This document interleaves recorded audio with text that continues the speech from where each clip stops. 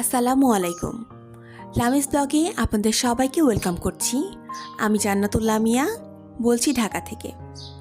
আশা করছি সবাই ভালো আছেন এবং সুস্থ আছেন। আলহামদুলিল্লাহ আমিও অনেক ভালো আছি। বাড়ির প্রতিটি কোণা কিন্তু আমরা সাজিয়ে নিতে অনেক বেশি পছন্দ করি। তো আজকে আমি দেখাবো একটি কর্নার ডেকোর আইডিয়াস, যেটি হতে যাচ্ছে একদম বাজেট ফ্রেন্ডলি ডেকোরেশন। যারা চাচ্ছেন যে খুবই কম খরচে রুমটি অনেক সুন্দর করে সাজিয়ে নেবেন, খুবই এলিগেন্ট লাগবে দেখতে, তো আজকের ভিডিওটি কিন্তু তাদের জন্যই। কারণ আমি একেবারেই কম খরচের মধ্যে দেখিয়ে দেব যে কিভাবে খুবই সুন্দর করে একটি কর্নারকে ডেকোর করা যায়। আশা করছি ভিডিওটি আপনাদের কাছে অনেক বেশি ভালো লাগবে, তাই চেষ্টা করবেন ভিডিওটি টেনে না দেখার জন্য। আর যদি ভালো লেগে যায় তাহলে প্লিজ একটি লাইক দিয়ে আমার সাথে থাকবেন এবং চ্যানেলটি সাবস্ক্রাইব করে পাশে থাকা বেল আইকনটি ক্লিক করে রাখবেন।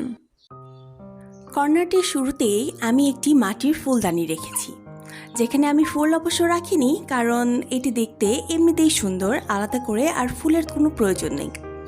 আপাতত এরকমই রেখেছি। আর এর ঠিক পাশেই আমি রেখেছি মানি প্ল্যান্ট। মানি প্ল্যান্ট যেহেতু একটি লতা, আর এই লতাটিকে আমি সুন্দর করে পেঁচিয়ে দেওয়ার জন্য আমার ছেলের র্যাকেট ইউজ করেছি। আর এটি কিন্তু প্লাস্টিকের র্যাকেট, দেখতে কিন্তু ভালো দেখাচ্ছে। একদম ইউনিক একটি আইডিয়াস, তো এটার মধ্যে দিয়ে আমি কিন্তু লতাটা সুন্দর করে একটু ঘুরিয়ে ঘুরিয়ে পেঁচিয়ে দিয়েছি, আর দেখতে কিন্তু বেশ সুন্দর লাগছে। আর এটি তো বলা যায় একেবারেই লো বাজেটের একটি আইডিয়া।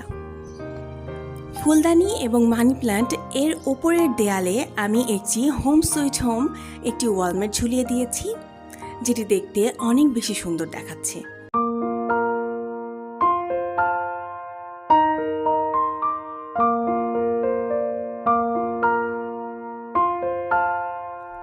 মানি প্ল্যান্টটির ঠিক পাশেই আমি একটি ম্যাট্রিক্স রেখেছি, আর এর ওপরে আমি একটি ডিপ কালারের বেডশিট ইউজ করেছি। যদিও বা আমি প্রথমে কিন্তু এখানে একটি সাদা ইউজ করেছিলাম বেডশিট, কিন্তু দেখলাম যে সাদাটা দিলে খুব বেশি একটা ফুটে উঠছে না, আর এই কারণেই ওটি আমি আবার চেঞ্জ করে নিয়েছি। আর পরবর্তীতে এই বেডশিটটাই কিন্তু আমি এখানে ইউজ করেছি, আর মাশাআল্লাহ সুন্দর লাগছে দেখতে। এই কর্নারে যে আমি সিটিং এরিয়াটা তৈরি করছি, এটি স্পেশালি আমি তৈরি করছি আমার ছেলের ড্রয়িং এরিয়া হিসেবে। কারণ ওর ড্রয়িং যখন করে তখন দেখা যাচ্ছে এদিকে সেদিকে অনেক জায়গাতেই কিন্তু ড্রয়িংয়ের সময় রঙগুলি লেগে যায়। তো এই কারণে ওকে স্পেসিফিকলি একটি জায়গা আমি দেখিয়ে দিতে চাই যে ও এই জায়গাটিতে যেন ড্রয়িংটা করে। আর এই জায়গাতে আমি ওর কিছু স্টেশনের জিনিসগুলি রেখে দিয়েছি, যেন ওর হাতের কাছে ওর জিনিসপত্র কিছু পায়। যেমন এখানে যেহেতু বাচ্চা আছে, তো এই কারণে আমি এখানে একটি ওর টয় রেখেছি। আর টয়টির পাশে আমি একটি মাত্র কুশন রেখেছি, কারণ যেন ও এখানে বসে একটু স্পেস পায়, যে ও বসে আরাম করে ড্রয়িংটা করতে পারে। আর আমি যেহেতু খুবই লো বাজেটে সব কিছু দেখানোর চেষ্টা করছি, তো এই কুশন কাভারটি নিয়েছিলাম আমি মতিঝিল হলিডে মার্কেট থেকে, আর এটির দাম পড়েছিল মাত্র 100 টাকা। তো দেখে অবশ্যই মনে হয় না যে এটি 100 টাকা করে, কিন্তু দেখতে কিন্তু অসাধারণ লাগছে। তো আমি আমার সিটিং এরিয়াটুকুর যেই ম্যাট্রেসটুকু রেখেছি এইখানে আমি এভাবেই সাজিয়েছি। আর এর ঠিক ডান পাশেই আমি দুটি গাছ রেখেছি, যেখানে ছোট্ট একটি স্পাইডার রেখেছি।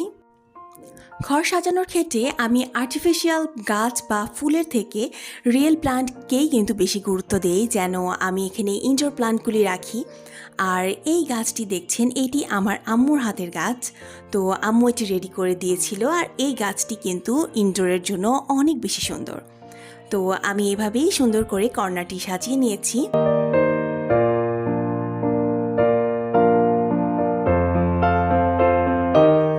কর্নারে যে দুটি গাছ রেখেছিলাম এর পাশে আমি একটি ছোট্ট একটি জায়গা করেছি। আর এই জায়গাটি আমার আগের ভিডিও যারা দেখেছেন তারা কিন্তু অলরেডি গেস করে ফেলেছেন যে এটি আমি কি দিয়ে তৈরি করেছি। আমি কিন্তু সকল কিছুই সিম্পলভাবে সাজানোর চেষ্টা করেছি। আর এই যে দেখতে পাচ্ছেন, এটি কিন্তু একটি পিঁড়ি। তো আমাদের সকলের বাসায় কিন্তু একটা করে পিঁড়ি বা টুল এগুলি থেকেই থাকে। তো এই পিঁড়িটা আমার বাসায় ছিল, আর এটি অনেক বেশি হেভি, তো এটা তেমন আমার কোনো কাজে লাগে না। তো এই কারণে কিন্তু আমি এখানে ছোট্ট একটি টেবিলের মতো করে দিয়েছি। আর এর উপরে আমি রেখেছি একটি সুন্দর শোপিস।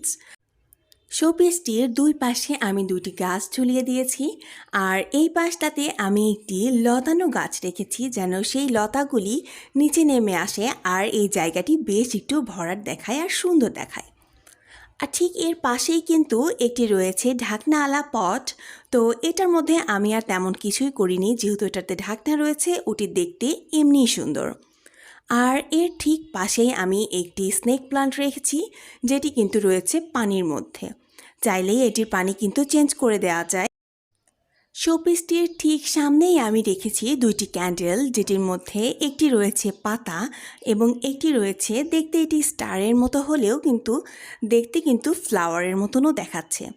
তো এই এরিয়াটুকুতে আমি কিন্তু মেন থিমটাই রেখেছি নেচার। তো প্রকৃতির কথা বলতে গেলে এখানে গাছ, ফুল, পাতা এগুলিই আসবে। তো এই জন্য আমি চেষ্টা করেছি যতটা সম্ভব গাছ এবং পাতা দিয়েই এই জায়গাটি ডেকোরেশন করার জন্য। তো আমি এই নিচের এরিয়াটুকু এভাবেই সাজিয়ে নিয়েছি।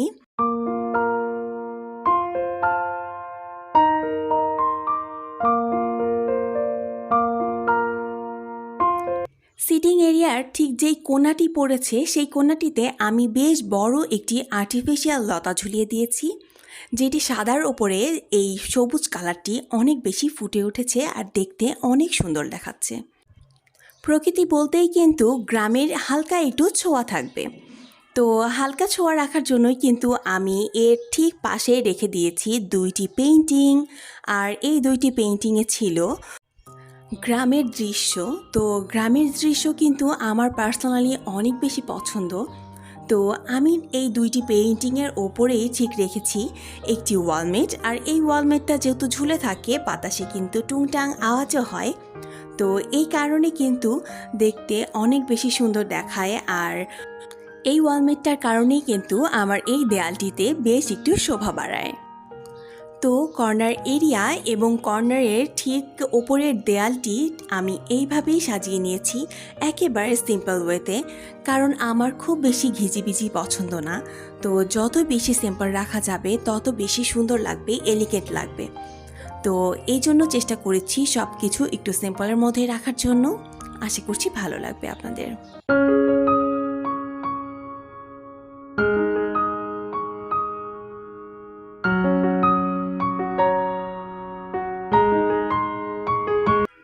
সিটিং এরিয়ার ঠিক ওপরের দেয়ালটি আপনারা দেখতে পাচ্ছেন যে একেবারেই ফাঁকা। তো আমি এখানে ভবিষ্যতে কিছু একটা করব, প্ল্যান রয়েছে। যখন কিছু একটা করব ইনশাল্লাহ আপনাদের সঙ্গেও শেয়ার করব।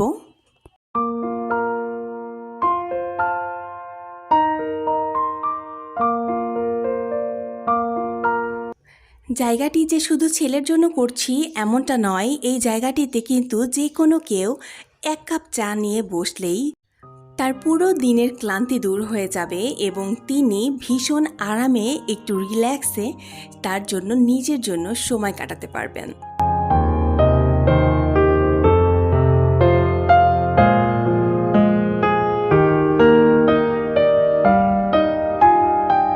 সিটিং এরিয়ার ঠিক সামনের পাশে আমি কিন্তু কিছুই রাখিনি, কারণ আমি চেয়েছিলাম যে এই জায়গাটা একটু ফাঁকা থাকুক।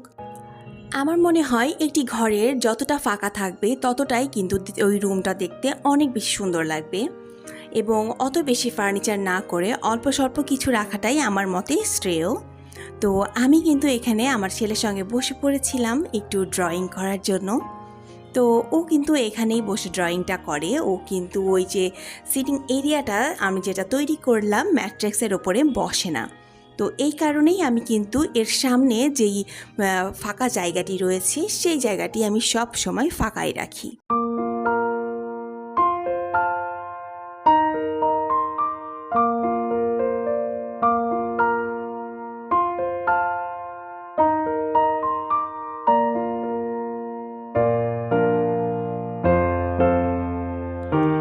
অনেকেরই ধারণা যে রুম গুছাতে গেলে বা রুমটি সুন্দর করে ডেকোরেশন করতে গেলে অনেক বেশি জিনিসপত্র লাগে এবং সেটির পেছনে অনেক টাকা খরচ হয়। তো আমার মনে হয় এই বিষয়টি একেবারেই ভুল। আমি কিন্তু আজকে আমার বাড়িতে যা যা ছিল সেগুলি দিয়েই ডেকোরেশন করে নিয়েছি, আর এক্সট্রা করে কোনো কিছুই কিনিনি। আসলে বাড়িতে যেগুলি রয়েছে ওইগুলিই যদি আমরা একটু ক্রিয়েটিভলি আইডিয়া করে সুন্দর করে ডেকোরেশন করি তাহলে কিন্তু অনেক বেশি সুন্দর দেখাবে। আর আজকে এই ভিডিওটি এই পর্যন্তই রাখছি, দেখা হয়ে যাবে পরের ভিডিওতে।